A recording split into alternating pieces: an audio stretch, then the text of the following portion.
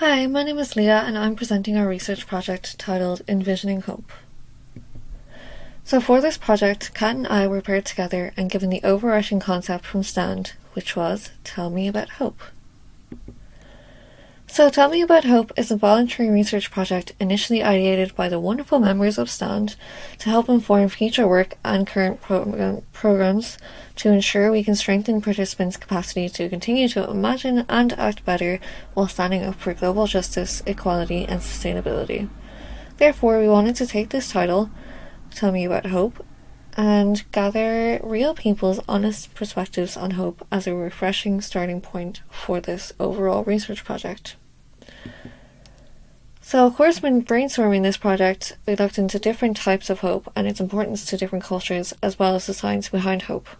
However, we took a very qualitative approach in our research. I was inspired by cultural probes I'd done in the past, which basically consist of prompts, questions, and instructions for recording participants' thoughts and feelings without having the participants in the room face to face. So as we wanted to gather a wide range of other audiences, I decided it would be appropriate to present these prompts via an online survey, which was shared on social media as well as in public spaces around Dublin, where we managed to gather insights from people from various backgrounds. So here's where we're at. So this is an ongoing research project, as we would likely be keeping this survey live, allowing us to gather even more valuable data. But as of today, we have 16 participants of varied genders, nationalities, occupations, and age ranges, sharing their authentic, varied opinions surrounding the concept of hope.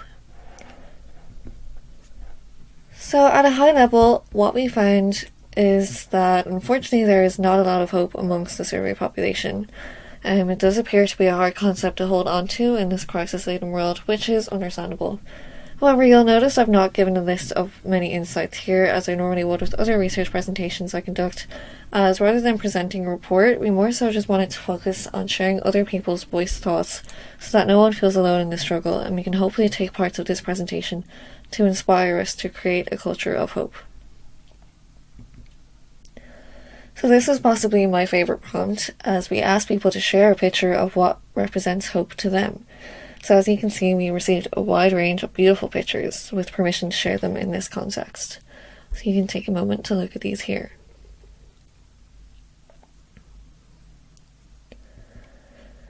Next, we also asked the people what hope means to them. So here you can see that hope means a lot of things to a lot of different people. Hope is looking forward. Hope is belief that the future will be better and brighter. Hope is expecting positive outcomes, having a chance even if it's slim. Hope is striving for something better instead of settling for what you have. Hope is something positive that you have and feel. Hope is something that you are looking forward to in the future. It is something that you're manifesting, and it's something that we all need to survive this crazy world. Hope is that happy feeling in the back of my mind when I'm in a good mood and I can't remember why, and suddenly it hits me that I'm feeling quite hopeful.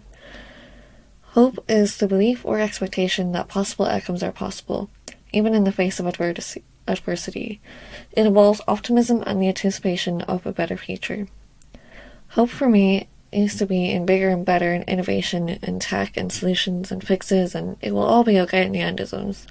However, now hope for me is the centering of relationships and community and care against all odds. Hope is something that gives you a reason to persevere amidst obstacles. So with our initial desk research, we found 4 types of hope. Realistic hope, which is hope for an outcome that is reasonable or probable. Utopian hope, which is a collectively oriented hope that collaborative action can lead to a better future for all. Chosen hope, a hope that helps us live with a difficult present and or also with an uncertain future. And finally, transcendent hope, which is hope that is not tied to a specific outcome or goal. For example, a general hope that something good will happen. So we asked participants to select all of the types of hope that they have experienced. And as you can see, they are all almost equally chosen, however, with realistic hope being the most popular experience. We also asked if participants find it more easy or difficult to be hopeful, and as people gave their answers using a sliding rating scale, we found that the majority of people lean more towards finding it a bit tricky to remain hopeful. So let's look at why that is. Some people say it's because some days are harder than others, which I think we've all experienced. Some people say that unfortunately their life has been very hard so far and progress has been quite slow. Others are quite pessimistic about stuff, or it's hard to believe in yourself and the future that you want. Maintaining hope can be difficult when facing prolonged difficulties or uncertainty. It requires a balance of optimism and realistic expectations. I find that I get hope about a lot of things, and it hits me quite hard if things don't turn out how I hoped. Life is hard, man. Being a young person, everything is way more expensive, and social media can sometimes make things look hard to attain. And even though Gen Z are way more action-filled, we still have some bad apples among us, and racism and climate change, and the list just goes on. It would be easier materially to give up hope, certainly. However, that would mean abandoning a large part of my identity, which is unattainable. I find that hope about a lot of things, and it hits me quite hard if things don't turn out how I hoped. So we then presented two simple definitions of hope to see which one people would agree with more. And as you can see on the right, the majority, 15 out of 16 people, associate more with this definition. That hope is the feeling that what is wanted can be had, or that events will turn out for the best. So according to our survey, 88% of people believe that there are risks related to having hope. These include, it can be risky to have hope attached to an outcome. Hope is easier if it's process orientated. It can lead to overshooting your expectations. It could lead to disappointment or depression. Hope can cause us to be unrealistic in our expectations. Perhaps there is a greater risk of disappointment if you're hopeful for unlikely things. Hope opens you up to disappointment and pain, but without hope there isn't any reason to do anything really. I think the risk with hope is when we see hope as a future or forward-looking ideal that we forget to live and appreciate the present. This is futuristic hope and can lead to never finding a level of satisfaction with life and our small wins. I think that it is 100% beneficial to have hope, but can lead to a lot of disappointment if what you are hoping for is 100% unattainable. And I think putting too much hope or expectation on a certain outcome can set you up for a big fall, but also the euphoria that can happen when it works out is amazing. Sometimes it's high risk, high reward. However, on the other hand, participants also agree that hope can be quite beneficial. Here are some answers we received when we asked people what helps them hold on to hope in a crisis-laden world. Love. Knowing that I have a 100% survival rate of dealing with what life has thrown to me at date. Past experiences with hope reinforce my belief that hope will continue to pull through for us. My faith in seeing young people take action. When everything is already so bad, maybe it's best to have some hope to continue living. The hope that people can be better and that there is still good in the world when you look for it, even if it's hard to find. Knowing that making mistakes is the best way to learn. Solidarity dinners, my baby nephew and nieces, wonderful activists or grassroots groups, a community group that has emerged in response to the bullying tactics of anti-migrant groups, kindness of strangers, nature, and again, the sea, sun to moon, and moon to sun, travelling by train. It's so lovely. I always have hope. I think the action to hope and to have hope are different. To hope is to look forward and see potential. To have hope is to hold on to this idea that the next day will be better, or life can change. We try to have hope or hold on to hope in crisis. We try to maintain this mindset to ease our worries. But to hope is a dream. It's to imagine what that new day or new future can look like. It's to see endless possibilities and not just the end of a crisis or a trial. I remember statistics about how the world is becoming a more welcoming, more peaceful place in the long run. I've made hope a core part of my identity as well. To abandon hope would be to abandon the parts of myself I am most proud of. If I do that, there would not be as much valuable left in me. So here is where we've put together a lovely box of hope. We asked people what is something they hope to achieve in the future. Therefore, we've gathered these answers and are putting them in a digital box of hope, in the hope that these will come true for our wonderful participants and they will be filled with joy.